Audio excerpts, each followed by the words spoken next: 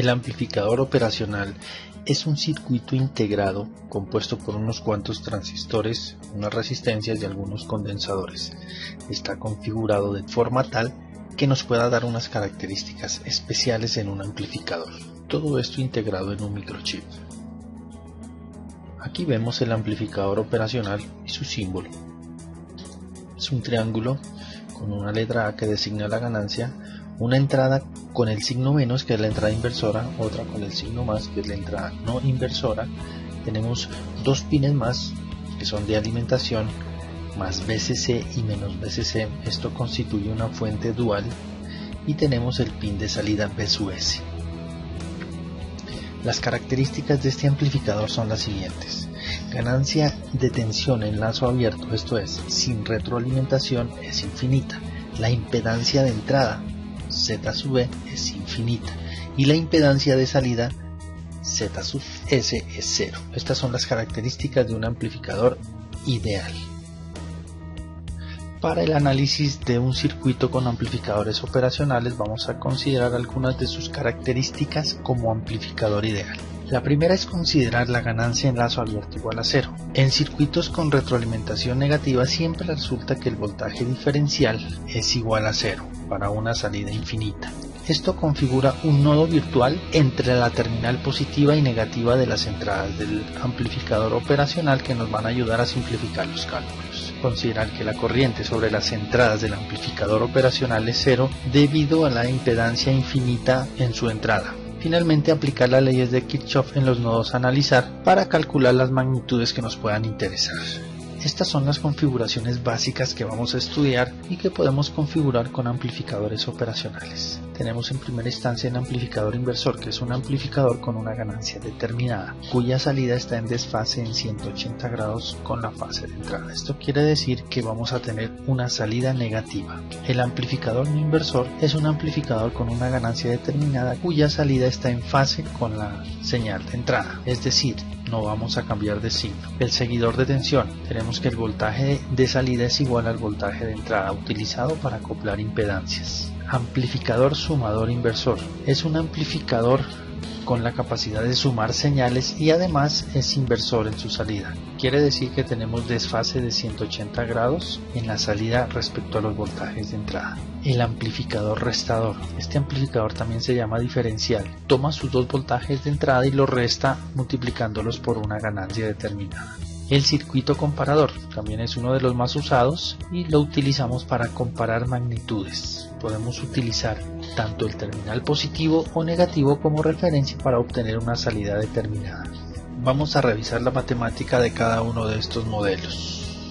Primero tenemos el amplificador inversor. Este es el circuito característico de un amplificador inversor. Vamos a describirlo. Tenemos el pin no inversor conectado a tierra. Tenemos un voltaje de entrada conectado a través de R1 al voltaje no inversor y tenemos la retroalimentación con la resistencia R2 para luego tener un voltaje de salida. Entonces vamos a analizar el circuito. Tomamos este punto como el nodo de análisis, donde vamos a tener que la corriente R1 debe ser igual a la corriente R2, ya que la corriente que tenemos en azul pintada como 0 entrando al amplificador es 0 por la alta impedancia de esta. Aquí tenemos resueltas las ecuaciones planteadas, hacemos un despeje normal para encontrar V0 y finalmente obtenemos la relación del amplificador inversor. Nótese que aquí la ganancia está representada por la relación entre la resistencia 2, que es la de realimentación, y la resistencia 1, que es la que está limitando la corriente del voltaje de entrada.